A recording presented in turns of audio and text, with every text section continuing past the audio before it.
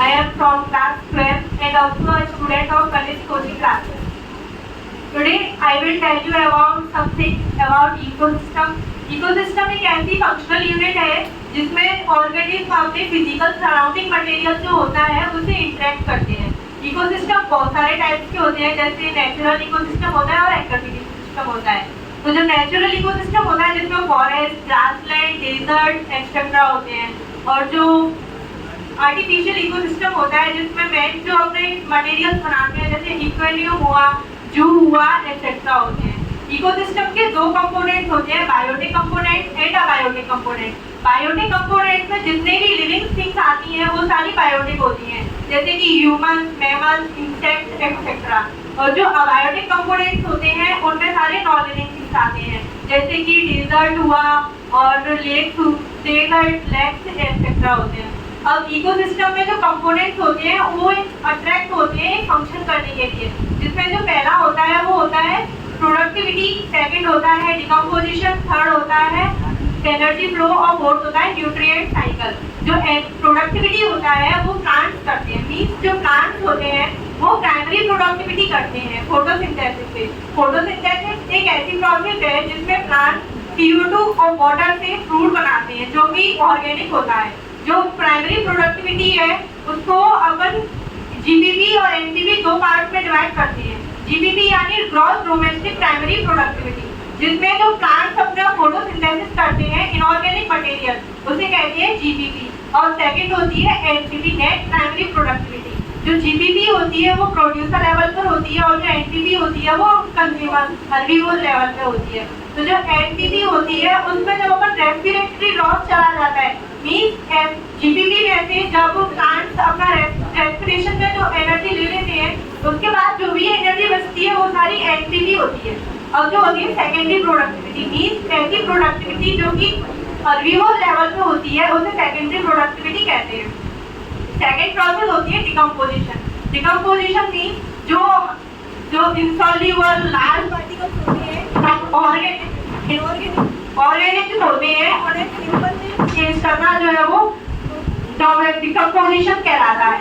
Decomposition में बहुत सारी प्रोसेसेस होती हैं, जैसे कि लीचिंग होता है, फ्रेगमेंटेशन होता है, कैटाबॉलिज्म होता है, ह्यूमिडिफिकेशन होता है एंड मिनरलाइजेशन होता है। तो जो फर्स्ट प्रोसेस होती है इसमें फ्रेगमेंटेशन, उसमें जो डिकम्पोजर्स होते हैं जैसे कि अर्थवर्म वगैरह जो होते हैं वो डेट्रिटस के ऊपर रिएक्शन करते हैं। डेट्रिटस मीन जो प्लांट्स होते हैं उनके जो डेड पार्ट्स होते हैं, जैसे कि लीव्स होती हैं, रूट्स होती हैं, स्टेम्स होते हैं, ये जो है वो सड़ करके पूरे एक डेट्रिटस बना लेते हैं। तो जो डेट्रिटस होते हैं वो डेट्रिटस के ऊपर फीड करते हैं और उसमें जो है वो फ्रेगमेंट करते हैं, मीन्स उसको बहुत सिंपल बना देते हैं। फिर उसके बाद में उसमें प्रोसेस होती है लीचिंग, जिसमें जो वाटर सॉल्युबल सब्सटेंसेस होते हैं, सॉल्ट्स होते हैं, वो सारे अपर लेयर से लोअर लेयर तक पहुंच जाते हैं। फिर जो थर्ड प्रोसेस होती है कैटाबॉलिज्म, उसमें जो बैक्टीरिया और जो माइक्रोब्स होते हैं वो अपने एंजाइम्स को लेकर के उसमें सिंपल कन्वर्ट कर देते हैं। फिर जो फोर्थ प्रोसेस होती है ह्यूमिडिफिकेशन, उसमें ह्यूमस का बनना होता है।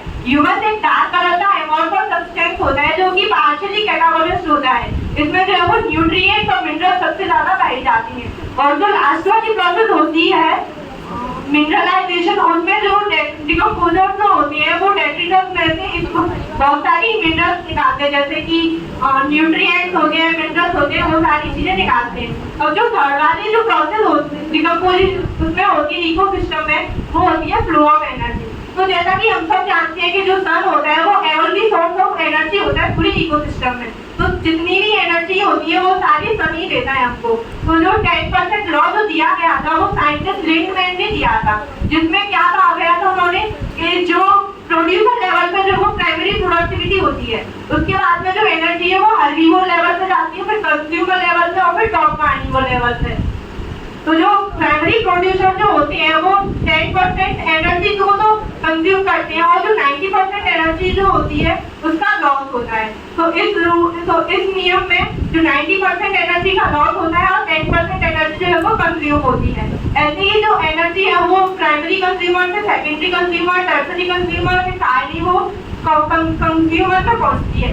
तो जो कंज्यूमर होते हैं वो 3 टाइप के होते हैं, primary consumer, secondary consumer, tertiary consumer. Primary consumer को हम हर्बीवोर भी कहते हैं, जो कि अपना प्रोडक्ट फूड जो होती है वो डायरेक्ट प्लांट से लेते हैं, मीट वो मीट वगैरह नहीं खाते हैं। और जो सेकेंडरी कंज्यूमर होते हैं वो कार्निवोर्स होते हैं, जैसे कि लॉयन हो गया, बर्ड्स हो गई, ये सारी जो वो सेकेंडरी कंज्यूमर होती हैं। और जो टर्सरी कंज्यूमर होती हैं, जो कि प्लांट्स को और मीट वगैरह सबको खा जाती है, वो होते हैं ओमनीवोर्स, जिनमें मैन्स आते हैं, मतलब ह्यूमंस आते हैं, और जो है वो लॉयंस और टाइगर्स वगैरह आते हैं। इसके बाद में जो इकोसिस्टम में आते हैं पिरामिड, इकोलॉजिकल पिरामिड, जो कि एल्टन ने दिए थे। एल्टन ये पिरामिड के नाम से भी जानते हैं। पिरामिड तीन टाइप के होते हैं, pyramid of number, biomass and energy. Number pyramid में जो डायरेक्ट जो पिरामिड का जो बेस होता है वो होता है प्रोड्यूसर का, और उसका जो मिडिल पार्ट जो होता है वो कंज्यूमर का, और जो उसका टॉप पार्ट होता है वो होता है डिकम्पोजर्स का। तो जो पिरामिड होता है एनर्जी पिरामिड, वो ऑलवेज डायरेक्ट होता है, क्योंकि फ्लो ऑफ एनर्जी में बिल्कुल भी एनर्जी कोई भी कंज्यूम नहीं करता है। एनर्जी पूरी की पूरी फ्लो होती है, जितनी प्रोड्यूसर में, उसके बाद में कंज्यूमर में, और फिर डिकम्पोजर्स में। तो उसके बाद में जो एनर्जी पिरामिड होता है वो ऑलवेज डायरेक्ट होता है, और जो पिरामिड ऑफ नंबर होता है वो एक्वाटिक इकोसिस्टम में और ग्रासलैंड में इरेक्ट होता है। बाकी जो फॉरेस्ट इकोसिस्टम है उसमें इन्वर्टेड होता है। पिरामिड ऑफ बायोमास जो होता है वो ग्रासलैंड में सी में होता है इन्वर्टेड, और फॉरेस्ट और ट्री में होता है इरेक्ट। और जो एनर्जी पिरामिड होता है वो ऑलवेज डायरेक्ट ही होता है। Thank you so much.